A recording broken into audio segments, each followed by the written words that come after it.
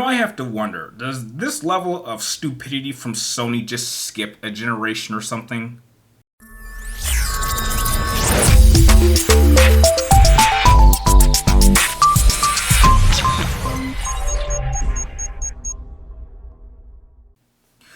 Well, what's up in there, guys? Bright Hitty 3 Topics Gamer, and I am not in the best mood because some news involving the upcoming PlayStation 5 Pro was released today, and let's just say the Sony PlayStation community is not really in a good mood.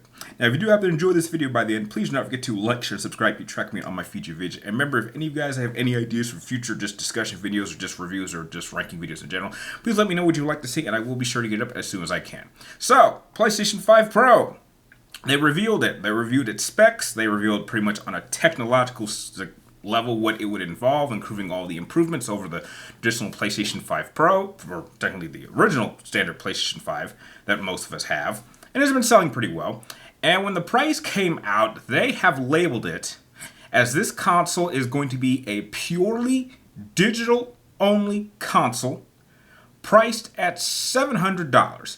But heck, if you happen to want a disc attachment, you're going to have to pay another $80. And in case you want to get the stand too, you're going to have to pay like another $30. So just to get the console, the disc, and the stand, you're going to be forking up over $800, and that's not including tax. I believe that without question, this is the single worst price reveal for a PlayStation console since the infamous $599 price tag that they gave us for the PlayStation 3 back in 2006. Now, I wasn't as angry as I was now when that was revealed, because back when I was in high school, I had no job and no money, and my dad was not going to fork out $600 to get a console. But this just doesn't make sense. Now, look, to be fair, I had no real plans on actually getting a PlayStation 5 Pro at launch, but I didn't expect it to come out at like $700. I mean, I would have expected maybe $600. That would have been reasonable. But for them to at least have the option to have two different versions like the PlayStation 5. And the reason I'm frustrated about this is that my greatest fear for PlayStation and Sony in general is that we are slowly moving in the direction of going purely digital. And I know that that is an instant cutoff for so many of us. This is a discussion I had with my brother last week when I was visiting him in El Paso, and we both agreed that we want physical media. We do not believe in buying our games purely digital, because at the end of the day, if you go down that route, you don't actually own these games. Sony gets to decide when they take these games out of their library and put them back on, and you have absolutely no say, which is why having a physical disc is such a great, it's such a wonderful advantage. Now, also, one of my biggest fears is that I just get the sense that Sony has been slowly kind of testing the waters about this whole new digital-only direction. I mean, if we remember, the PlayStation 4 had no variations of a purely digital console. Sure, you could buy games digitally, but that was always an option next to having a disc port. Now, when the PlayStation 5 was released, they announced that there were two different versions. There was a purely digital version, which if you want to add the attachment, you could, or just one that came with a disc drive. And so I assumed that they would do the same thing like in that sense, but that wasn't the case. And now that they have kind of decided to push this, I'm just really, really concerned that in some crazy world, the PlayStation 6 is going to be a pure digital console. And I'm sure we're a few years away, or maybe like 5 years away from them to actually maybe even considering on starting to work on the next primary PlayStation console, but I don't like this direction at all.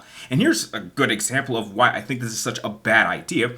Some of you guys might not even remember this, but if you happen to get the collector's editions for PlayStation exclusive games in the form of something like God of War Ragnarok or Horizon Forbidden West, if you remember, if you got the collector's editions, you never actually got a physical disc. You simply got a downloadable code. So I'm just like, why would you bother sending me an empty steel case with no disc to send me a code? So what ended up happening is I actually just ended up having to buy them again. I had to buy these games twice to get a disc. And I just gave the downloadable code to my brother, and that's how he was able to play these games on this PlayStation 4 Pro.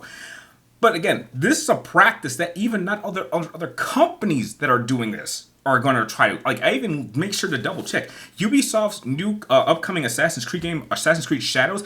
I'm actually going to pay $200 plus to get the collector's edition, and I've already double checked. That game is going to come with a physical disc. Now, some might say that they were doing this because they weren't sure whether you were going to play this on PlayStation 4 or PlayStation 5, but there's already a workaround around that other game companies are already doing. If you did happen to have a PlayStation 4 version of the disc and you popped in your PlayStation 5, there was an update that will allow you to actually play the enhanced version while using a PlayStation 4 disc. So this practice of just not adding a physical disc into your collector's editions make no sense.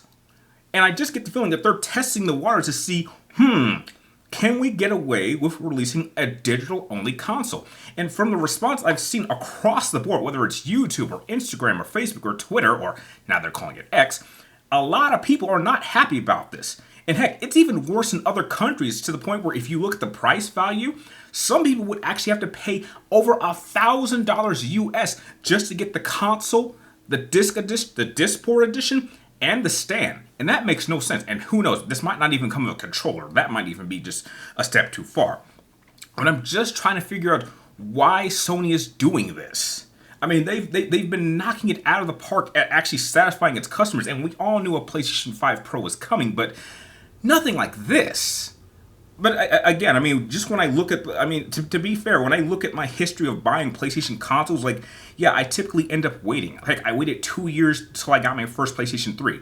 The only console I've ever gotten at launch was a PlayStation 4, and I ended up actually buying like 5 PlayStation 4s over that time period, including a PlayStation 4 Pro.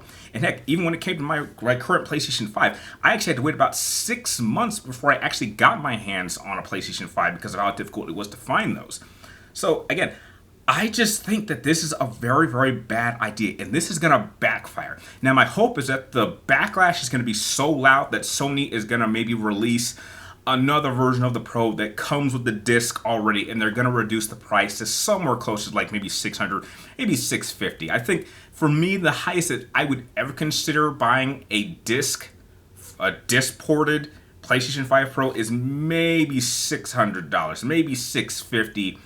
If it came with like a really good game that's worth playing. Because for me, whenever I buy a new console, I always make sure to buy a new TV that actually can take advantage of the enhancements or tech improvements that the console will have, which is what I did with my PlayStation 5 Pro. But like, this is just a very, very bad move. And like, fanboys like me are just not going to tolerate it. Now again, I was not planning on actually getting one at launch anyway, but this practice just scares me for the future because heck, I'm telling you, if it's revealed that the PlayStation 6 is a digital-only console and Microsoft bounces back and say that their next console is going to have you have an option to either have discs or digital-only, my ass is going to Microsoft. And I think that a lot of PlayStation fanboys like me, and fangirls to be fair, would make the switch too. So let's just hope that Sony is paying attention to what's going on here and they make the right decision and fix this mess, because going purely digital might seem like the future, but that is not a future that a lot of us 90 kids and even older generations that enjoy physical media